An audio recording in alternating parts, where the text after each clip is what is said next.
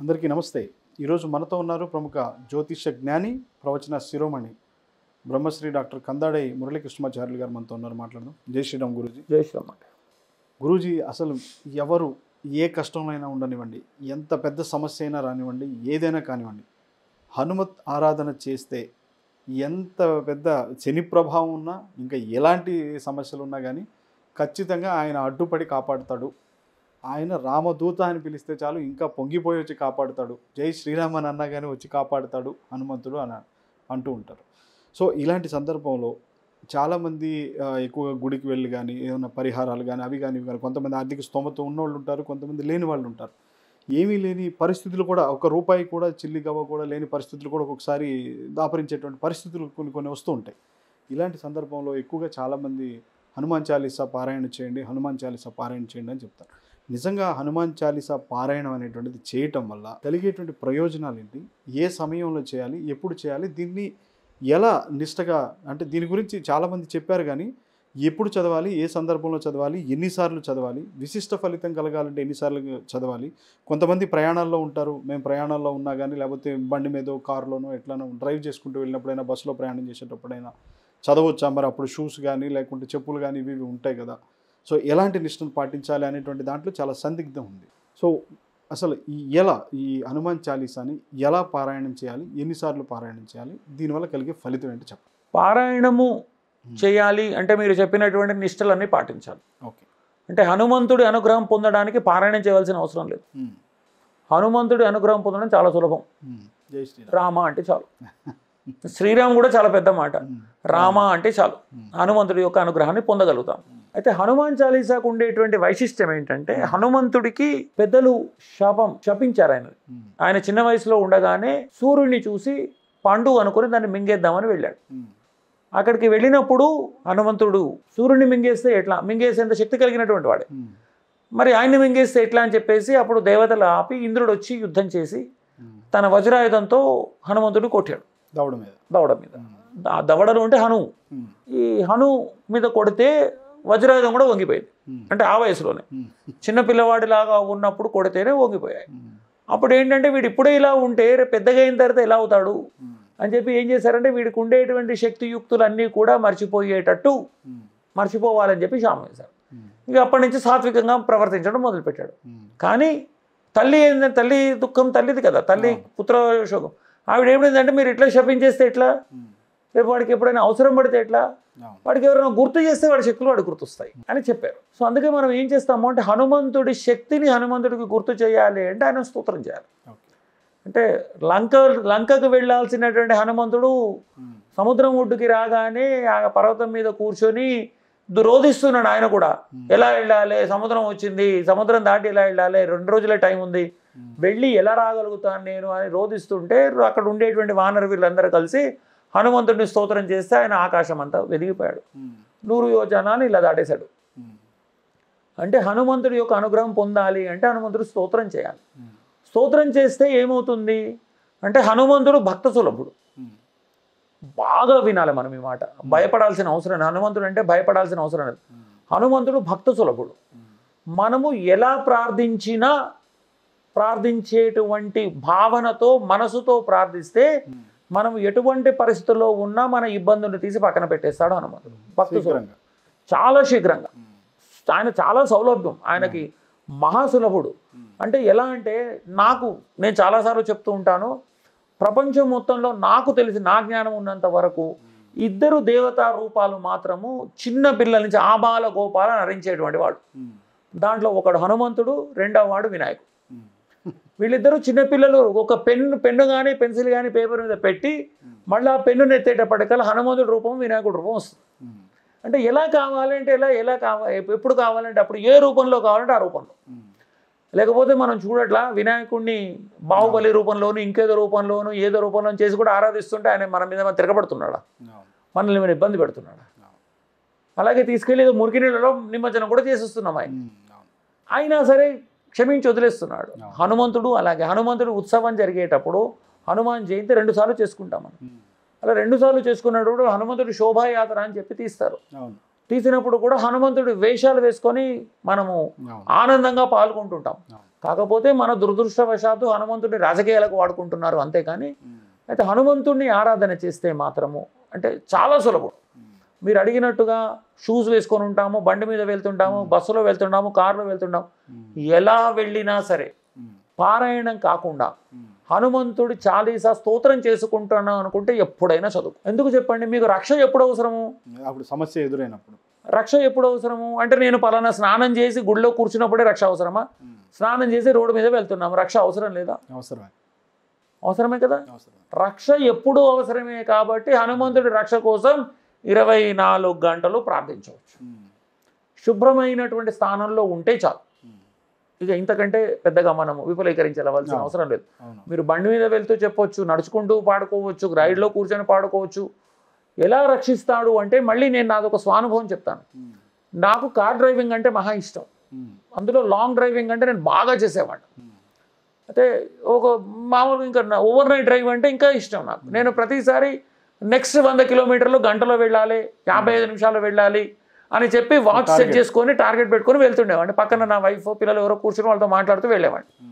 ఒకసారి బెంగళూరు నుంచి వస్తున్నాము, మా ఇంట్లో అందరూ అంటే వెనకాల కార్లో అందరూ, మా పాప నా పక్కన నిద్రపోయింది, మా ఆవిడ పిల్లలు వెనకాల నిద్రపోయారు, నేను ఒక్కటే.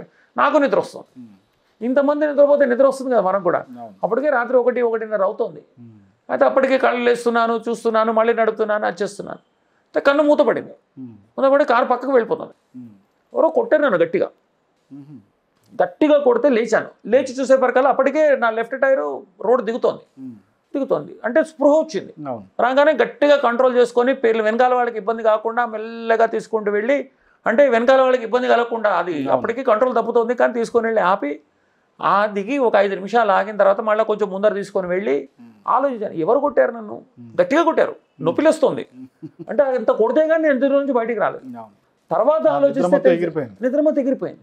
అంటే మనము నిత్యము హనుమంతుడి స్మరణ చేస్తూ ఉంటే, అంటే రామ రక్షా స్తోత్రం చదువుకుంటాము, ఆపదుద్ధారక స్తోత్రాలు చదువుకుంటాం కాబట్టి ఖచ్చితంగా హనుమంతుడు మన పక్కనే ఉంటాడు. ఇదే విశ్వాసం కావాలి. రెండవది, మీరు కూడా, ఇది నాకు జరిగిన దృష్టాంతం, మీరు కూడా హనుమాన్ చాలీసా పారాయణం లాగా చేయదలుచుకుంటే, అంటే మీరు అది కూడా అడిగారు, నేనేం ఫస్ట్ దానికి ఎప్పుడైనా ఎలాగైనా చదువుకోవచ్చు. లేదు నేను ఖచ్చితంగా నిష్ఠలాగా చదువుకోదలుచుకున్నాను, నేను ఒక 11 రోజులు పారాయణం చేస్తాను, లేదా ఒక 21 రోజులు పారాయణం చేసుకుంటాను, లేదు ఒక మండల దీక్ష తీసుకుంటాను. ఈ మండల దీక్ష తీసుకున్నప్పుడు నేనేమేం చేయాలి అంటే, సూర్యోదయం కంటే ముందుగానే స్నానం చేసి, దానికంటే ముందు చేయాల్సిందంటే దీక్ష తీసుకునే కంటే ముందు ఒక హనుమంతుడి ఫోటో పెట్టుకొని, లేదా సీతారాముల ఫోటో పెట్టుకొని, హనుమంతుడు గుండె చీల్చుకొని దాంట్లో సీతారాములు ఉండేటువంటి ఫోటో కానీ, లేదా సపరేట్గా సీతారాముల ఫోటో పక్కన హనుమంతుడు ఉండేటువంటి ఫోటో కానీ పెట్టుకొని, దానికి దీపం పెట్టుకొని అగరొత్తులు వెలిగించి స్నానం చేసిన తర్వాత బొట్టు పెట్టుకొని ముందర కూర్చొని ఒక 11 సార్లు 40 రోజుల పాటు ప్రతిరోజు హనుమాన్ చాలీసా చదవాలి. 11 రోజుల పాటు నిష్టగా. ఇంకా అప్పుడు ఆ 11 సార్లు చదివేటప్పుడు ఒక్కొక్కసారి హనుమాన్ చాలీసా చదవడానికి 2 నిమిషాలు టైం పడుతుంది. 11 సార్లు అంటే 22 నిమిషాలు పడుతుంది. అది అయిపోయిన తర్వాత హనుమంతుడికి అష్టోత్తర నామార్చన చేయాలి. హనుమంతుడికి లేదా సీతారాములకు అష్టోత్తర నామార్చన చేయాలి. చేసిన తర్వాత అరటి పండ్లు కానీ దానిమ్మ పండు కానీ ఈ రెండిట్లలో ఏదో ఒక నివేదన చేసి, దీనితో పాటు ఒక ఆవు పాలు మీ శక్తి కొద్ది 100 గ్రాముల, 150 గ్రాముల, పావు లీటరా, అర లీటరా మీ ఇష్టం, కొన్ని ఆవు పాలు నివేదన చేసిన తర్వాత పానకము, వడపప్పు ఇవి నివేదన చేసి అవే తీసుకోవాలి ఆ రోజు. అంటే ఆ 40 రోజుల పాటు. అంటే సాత్విక ఆహారం కింద మీరు ఇంకేదైనా తీసుకోవచ్చు, కానీ ఉప్పు కారం వీలున్నంత వరకు తక్కువ తీసుకోవాలి. అలాగే రుచికరమైనటువంటి పదార్థాలకి దూరంగా ఉండాలి, దీక్ష కాబట్టి. మళ్ళీ సాయంత్రం కూడా సూర్యాస్తమయం తరువాత మళ్ళీ స్నానం చేసి, మళ్ళీ దేవుడి ముందర దీపం పెట్టుకొని, మళ్ళీ సాయంత్రం 11 సార్లు సేమ్ పొద్దున ఏదైతే ప్రాసెస్ చేసామో సాయంత్రం కూడా ఇట్లా ఒక 40 రోజుల పాటు చేస్తాం. అంటే సాయంత్రం 6 నుంచి 6:30 వరకు సూర్యాస్తమయం తర్వాత. అంటే మనం పంచాంగం దగ్గర పెట్టుకోవాలి. అంటే ఎప్పుడు ఎటువంటి కాలంలో అయినా సరే 6:45, 6:50 కల్లా సూర్యుడు అస్తమిస్తాడు. ఈ కాలంలో అయితే 6 కంటే ముందే అస్తమిస్తాడు. అంటే సమ్మర్ వస్తున్నా కొద్దీ, ఎండాకాలం వస్తున్నా కొద్దీ సూర్యుడు ఉండేటువంటి సమయం పెరుగుతూ ఉంటుంది. ఈ కాలంలో సూర్యుడు తక్కువ సమయం ఉంటాడు.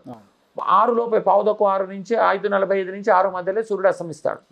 అస్తమించిన తర్వాత అంటే 6 కల్లా దీపం పెట్టుకొని 11 సార్లు హనుమాన్ చాలీసా పారాయణం చేస్తే, అంటే నేను ఆఫీస్ నుంచి అప్పటికి ఇంటికి వెళ్ళాను, మీరు 9కి వెళ్తారా, 10కి వెళ్తారా, 11కి వెళ్తారా, అప్పుడే స్నానం చేసి మళ్ళీ 11 సార్లు చదవండి.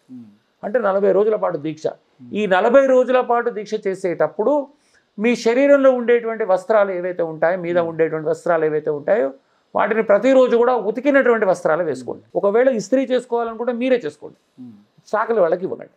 ఈ 40 రోజుల పాటు ఇంట్లో ఎటువంటి అశౌచం లేకుండా చూసుకోండి. అంటే ఇంట్లో స్త్రీలు ఉంటే వాళ్ళకి ఇబ్బందులు అనేవి కలుగుతున్నాయి. వాళ్ళు ఇబ్బంది కలిగినప్పుడు వారు మిమ్మల్ని తాగడం కానీ, మీరు వారిని తాగడం కానీ, మీ వస్తువులు తాగడం కానీ, మీరు వారి వస్తువులు తాగడం కానీ చేయకూడదు. అందుకే పాత రోజుల్లో సపరేట్గా ఒక రూమ్ అనేది ఉండేది ఆడవాళ్ళకి ఇబ్బంది కలిగి. అంటే దీనికి దీక్ష తీసుకున్నప్పుడు ఇంత నిష్ఠ అవసరం. కాబట్టి ఈ 40 రోజుల పాటు అయిపోయిన తర్వాత 41వ రోజు స్వామికి, రాముడికి సహస్రనామార్చన, అమ్మవారికి సహస్రనామార్చన, అష్టోత్తరం అయితే అష్టోత్తరము, మళ్ళీ హనుమంతుడు కూడా సహస్రనామార్చన చేసి ఆయనకి మంచిగా నివేదన, అంటే ఒక 10 మంది బ్రాహ్మణులను 10 మందిని పిలిచి అన్నదానం కింద చేసి దీక్ష విరమించుకుంటే ఈ 40 రోజుల లోపలనే మనకు కావాల్సినవన్నీ కూడా ఆర్గనైజ్ అయిపోతాయి. ఇష్టకామ్యాలు మీరు ఏ కోరికైనా చెప్పండి. హనుమంతుడు స్వయంగా చెప్పాడు, మీకు కలియుగంలో లౌకికమైనటువంటి ఏ కోరిక ఉన్నా నన్నే ప్రార్థించండి, నేను మీకు ఇస్తాను. అలౌకికమైనటువంటి కోరికలకు మాత్రమే స్వామిని ప్రార్థించండి, నేను కూడా ఆయన్ని ప్రార్థిస్తాను. లౌకికమైనటువంటి కోరికల కోసం రాముడిని డిస్టర్బ్ చేయకండి. అయితే దీంట్లో కూడా ఏంటంటే ఈ 11 సార్లు హనుమాన్ చాలీసా పారాయణంతో పాటు మీరు మళ్ళీ దానికంటే ముందు ఒకసారి ఆపదుద్ధారకము, ఒకసారి రామరక్ష సూత్రం చదువుకుంటే ఈ రెండింటి పేర్లలో ఉంది. ఒకటి ఆపదుద్ధారకం, ఆపదల్ని తప్పించేటువంటిది, రెండోది రామరక్షణ. రాముడి తర్వాత నన్ను ఆరాధిస్తున్నారు, సంతోషం ఆయనకి. నా తండ్రి తర్వాతే నేను అనేటువంటి ఇంకొంచెం ఆనందం, ఆయన ఇంకొంచెం ఉప్పొంగుతాడు. ఉప్పొంగినందువల్ల ఏమవుతుంది అంటే మనల్ని మొట్టమొదటిగా ఇబ్బంది పెట్టేటువంటివి నవగ్రహాలు ఎవరో వాటికి ఆర్డర్ ఇస్తే ఆర్డర్ తీసుకుని వచ్చి మన మీద ఆగ్రహాన్ని చూపిస్తుంటాయి. వాటి యొక్క అనుగ్రహం కోసము తర్వాత అవి నిగ్రహించబడాలి అంటే ఈయన అనుగ్రహం మనకు కావాలి. కాబట్టి హనుమంతుడిని ప్రార్థిస్తే నవగ్రహాల బాధ తొలగిపోతుంది. నవగ్రహాలు మనకి వ్యతిరేకంగా ఉండేటువంటి నవగ్రహాలు కూడా మన పైన అనుగ్రహాన్ని చూపిస్తాయి, అన్నీ అనుకూలంగా మారుతాయి. అంటే నాకు ఆకస్మికంగా అవకాశాలు రావడం అనేటువంటి మొదలవుతాయి. వ్యాపారం చేసేటువంటి వాడికి అప్పటిదాకా మన ఫోన్ ఎత్తనటువంటి వాళ్ళు, నీకు ఆర్డర్ ఇస్తానని చెప్పినటువంటి వాళ్ళు, రేపు ఎల్లుండని చెప్పినటువంటి వాళ్ళు, ఏమై ఇన్ని రోజులు ఎక్కడికి వెళ్ళి తొందరగా పని స్టార్ట్ చెయ్యి అని చెప్పి మనకు అవకాశాలు ఇచ్చేటువంటి వాళ్ళు, రిజెక్ట్ చేసినటువంటి వాళ్ళు కూడా మళ్ళీ మనల్ని పిలిచి మన గురించి కనుక్కొని మనకు అవకాశాలు ఇచ్చేటువంటి వాళ్ళ సంఖ్య పెరుగుతూ ఉంటుంది. ఇది ఉద్యోగం, వ్యాపారం లేదు. ఉద్యోగంలో కూడా మనల్ని పట్టించుకోనటువంటి వాళ్ళు, మనల్ని లెక్క చేయనటువంటి వాళ్ళు పట్టించుకోవడము, లెక్క చేయడం మొదలు పెడతారు. ఉద్యోగంలో ప్రమోషన్స్ లాంటివి వస్తాయి. మనల్ని చూడగానే ఎదుటి వాటిలో ఒక రకమైనటువంటి భద్రతాభావం ఏర్పడుతుంది. భద్రతాభావం ఏర్పడుతుంది అంటే వాడు మన మీద ఆధారపడుతున్నాడు. ఆధారపడడం అంటే మనకి భద్రతను కల్పిస్తున్నాడు. వానికి భద్రతాభావమే మనకి భద్రతాభావం. అలా హనుమంతుణ్ణి ప్రార్థించినందువల్ల ఇంకో మాట ఏంటంటే, మనకు హనుమాన్ చాలీసా మనకు అందరము తెలుసుకోవాల్సిన మాట, హనుమాన్ చాలీసాలోనే చెప్తారు, అష్టసిద్ధిన వనిదికే దాత అసవర దీన జానకి మాత అంటారు. అంటే హనుమంతుణ్ణి ప్రార్థించినటువంటి వారికి సీతమ్మ వారు చెప్పినటువంటి మాట, అష్టసిద్ధులు నవనిధులు ఇస్తానని. మనకు కావాల్సిందే అది. ఆ సిద్ధులు దేనికోసం కావాలి? నేనేంటో తెలుసుకోవడం కోసం నాకు సిద్ధులు కావాలి. లౌకికంగా అలౌకికమైన భావన కలగడానికి, అలౌకికమైనటువంటి సంబంధాలు ఏర్పరచుకోవడానికి నాకు సిద్ధులు కావాలి. నిధులు దేనికి కావాలి? భగవంతుడు ఈ శరీరాన్ని ఇచ్చాడు, ఈ శరీరంతో పాటు కొన్ని బంధుత్వాలు ఇచ్చాడు, కొన్ని బంధాలు ఇచ్చాడు. వాటిని జాగ్రత్తగా కాపాడుకోవడానికి, వాటిని కూడా నాలాగా ఆధ్యాత్మిక వైపు తిప్పడానికి కావాల్సినటువంటి నిధులు కూడా కావాలి. కాబట్టి కుటుంబ పోషణకి పనికొచ్చేటువంటి నిధులు కావాలి, పిల్లలు బాగా చదువుకోవడానికి వాళ్ళకి కావాల్సిన జ్ఞాన నిధులు కావాలి, వారు లైఫ్లో సెటిల్ అయిపోవడానికి, వాడు అనుకున్నటువంటి లక్ష్యాలు నెరవేర్చుకోవడానికి లక్ష్మీ సంపదలు కావాలి. అలాగే ఆధ్యాత్మిక శక్తి పొందడానికి అష్టసిద్ధులు కావాలి. ఇవన్నీ మనకు ఇచ్చేటువంటిది సీతమ్మ వారు. నేను ఇస్తా అని చెప్పింది. అంటే సీతమ్మ వారు ఎక్కడి నుంచి ఇస్తారు అంటే, సీతమ్మ వారు రాముడికి చెప్పి ఇప్పిస్తుంది. సీతమ్మ వారిని వైష్ణవ సాంప్రదాయంలో ఏమంటారు అంటే, సీతమ్మ వారు అంటే లక్ష్మీ స్వరూపం. లక్ష్మిని ఏమంటారు అంటే వైష్ణవ సాంప్రదాయంలో పురుషకారిణి అంటారు. పురుషకారిణి అంటే పురుషుణ్ణి అందింపజేసి, పురుషుడు అంటే పరమపురుషుడు, పరమపురుషుడు అంటే శ్రీమన్నారాయణ. శ్రీమన్నారాయణుడిని అందించేటువంటిది తల్లి. సీతమ్మ వారు ఎక్కడి నుంచి ఇస్తుంది? రామదాసు కూడా ఏం చేశాడు? అదేంటి, పలుకే బంగారమాయన కోదండపాణి పలుకే బంగారమాయన సీతమ్మ అని అంటాడు. ఏకాంత వేళలో ఉన్నప్పుడు నా బాధ గురించి ఆయనకు చెప్పవమ్మా అని ప్రార్థిస్తాడు. అంటే ఈయన నా మాట వినట్లేదు, ఆయన వినాలంటే నువ్వు చెప్పాల్సిందే అని రికమెండ్ చేయాలి. సుందరకాండలో హనుమంతుడు కూడా అంతే. 1వ సర్గలో లంకకు వెళ్ళినటువంటి ఆయన 2-3 సర్గల్లో లంకిని చంపేసి లంక అంతా చూసేసి హనుమంతుడు ఎక్కడ సీతమ్మ ఎక్కడ కనపడట్లేదని వెతికి 13వ సర్గ వచ్చే లోపల డీలా పడిపోయి కూర్చుంటాడు. అన్ని చోట్ల వెతుకొచ్చాను, సీతమ్మ వారు ఎక్కడ కనపడలేదు. ఓ ఇప్పుడు సీతమ్మ లేకుండా నేను మళ్ళీ కిష్కిందకి ఎలా వెళ్ళాలి, సీతమ్మ కనపడలేదన్న వార్త వినంగానే రాముడు పడిపోతాడు, రాముడు పడిపోయాడన్న వార్త వినంగానే సుగ్రీవుడు పడిపోతాడు, సుగ్రీవుడు పడిపోయాడని ఇంకోటి పడిపోతారు. ఇట్లా ఇంతమంది పడిపోవడానికి నేను కారణం కావాలా, అయ్యో ఎట్లా ఎట్లా అని అప్పుడు గుర్తొస్తుంది, అయ్యో నేను ఎంత తప్పు పని చేశాను అని అప్పుడు సీతమ్మ వారిని ప్రార్థిస్తాడు, అంటే లక్ష్మిని ప్రార్థిస్తాడు. లక్ష్మిని ప్రార్థిస్తాడు. 14వ సర్గలో 15వ సర్గలో సీతమ్మ వారి దర్శనం కలుగుతుంది. అంటే మనకు ఏది కావాలన్నా స్వామి ఏది ఇవ్వాలన్నా ఆయన వినడు, ఆయనకు వినపడవు, ఆయనకు అర్థమయ్యేటట్టుగా చెప్పేటువంటిది తల్లి. కాబట్టి సీతమ్మ వారు అష్టసిద్ధులు ఇస్తాను అని చెప్పింది. హనుమంతుణ్ణి ఆరాధించినటువంటి వాళ్ళకి నేను వాళ్ళ పక్కనే ఉంటానని శ్రీరాముడు కూడా చెప్పినటువంటి మాట. కాబట్టి ఒక హనుమంతుణ్ణి ప్రార్థిస్తే సీతారాముల దయ కలుగుతుంది. సీతారాములు ఇద్దరే రారు, సీత లక్ష్మణ భరత శత్రుఘ్న హనుమత్ సమేత. హనుమంతుడు ఆల్రెడీ ఇక్కడ ఉన్నాడు, మిగతా 4 వచ్చేస్తారు. పుట్టిగా వీళ్ళే వస్తారా? మళ్ళీ సీత రాములు ఎక్కడ ఉంటారో అక్కడ విభీషణుడు ఉంటాడు, అక్కడ సుగ్రీవుడు ఉంటాడు, అక్కడ అంగదుడు ఉంటాడు, అక్కడ నలుడు ఉంటాడు, తర్వాత జాంబవతుడు, మొత్తం అందరూ అక్కడే ఉంటారు. రాముడు ఉన్న చోటే శివుడు ఉంటాడు, రాముడు ఉన్న చోటే బ్రహ్మ ఉంటాడు, రాముడు ఉన్న చోటే 3 కోట్ల మంది దేవతలు ఉంటారు. రాముడు ఎక్కడున్నాడు? హనుమంతుడిని ప్రార్థించే చోట రాముడు.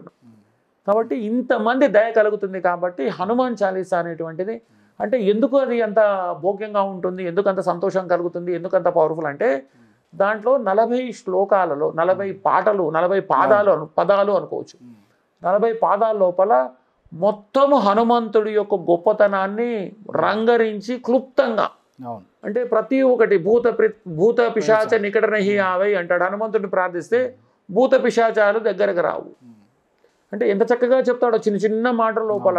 అంటే ఇంత ఫలితం కలుగుతుంది అయ్యా ఆయనను ప్రార్థిస్తే, ఆయనను ఆరాధన చేస్తే. అందుకే ఇది జనబాహుళ్యంలోకి చాలా తొందరగా చుచ్చుకుపోయినటువంటిది. అదీ కాకుండా తులసీదాసు హనుమాన్ చాలీసా రాసేటప్పుడు, హనుమంతుడి వైభవాన్ని చెప్పేటప్పుడు హనుమంతుడు స్వయంగా అక్కడే కూర్చొని ఆనందించాడు అని చెప్పి పెద్దలు చెప్తూ ఉంటారు. అంటే తులసీదాసు హనుమాన్ చాలీసా రాసిన తరువాత మొట్టమొదటిసారిగా విన్నది హనుమంతుడే. హనుమంతుడు ఆమోదించినటువంటి చాలీసా కాబట్టే ఆ చాలీసాను ప్రార్థిస్తే హనుమంతుడికి అంత ఇష్టం. అంతేకాకుండా తనకి పరమ భక్తుడైనటువంటి తులసీదాస సదాహరిచేరా కీజైనాథ హృదయ మహాడేరా, అంటే ఆయనను ప్రార్థించి హృదయంలో పెట్టుకున్నటువంటి తులసీదాసుని కూడా స్మరించుకునేటువంటి అవకాశం. ఇట్లా అంటే ప్రతి ఒక్క స్తోత్రానికి ఒక ప్రత్యేకత ఉంటుంది. ఈ స్తోత్రానికి హనుమాన్ చాలీసాకి ప్రత్యేకత తులసీదాసు అనుభవించి రాసినటువంటి స్తోత్రం. అనుభవించి తర్వాత మొట్టమొదటిసారిగా ఎవరి మీదైతే స్తోత్రం రాశాడో ఆయనకే వినిపించినటువంటి స్తోత్రం. విన్న తరువాత ఇది విని నేను ఆనందించాను అని చెప్పినటువంటి స్తోత్రం. అలాగే హనుమంతుణ్ణి ఆరాధిస్తే సీతమ్మ వారు అష్టసిద్ధులు 9 నిధులు ఇస్తారని చెప్పినటువంటి స్తోత్రం. ఇలా 40 దీంట్లో ఉండేటువంటి చాలీసాల 40 పాదాలను తీసుకుంటే ఒక్కొక్క పాదానికి మనం ఒక్కొక్క ఎపిసోడ్ చేసుకోవచ్చు. అంత అద్భుతమైనటువంటి చాలీసాను పారాయణం లాగా చేసుకున్నా, పారాయణం కాకుండా మామూలుగా చదువుకున్నా దాని ఫలితమే. కానీ పారాయణం లాగా చేసుకొని దీక్షలాగా తీసుకొని 11 రోజులు, 21 రోజులు, 27 రోజులు, 40 రోజులు, 68 రోజులు మీ శక్తి కొద్ది దీక్షలాగా తీసుకుంటే దీన్ని ఏమంటారు లైఫ్ అనేటువంటిది ఖచ్చితంగా టర్న్అవుట్ అయిపోతుంది. మనము ఊహించిన దానికంటే అద్భుతమైనటువంటి ఫలితాలు కలుగుతాయి. ధన్యవాదాలు గురుగారు, చాలా అద్భుతంగా వివరించారు. జై శ్రీరామ్.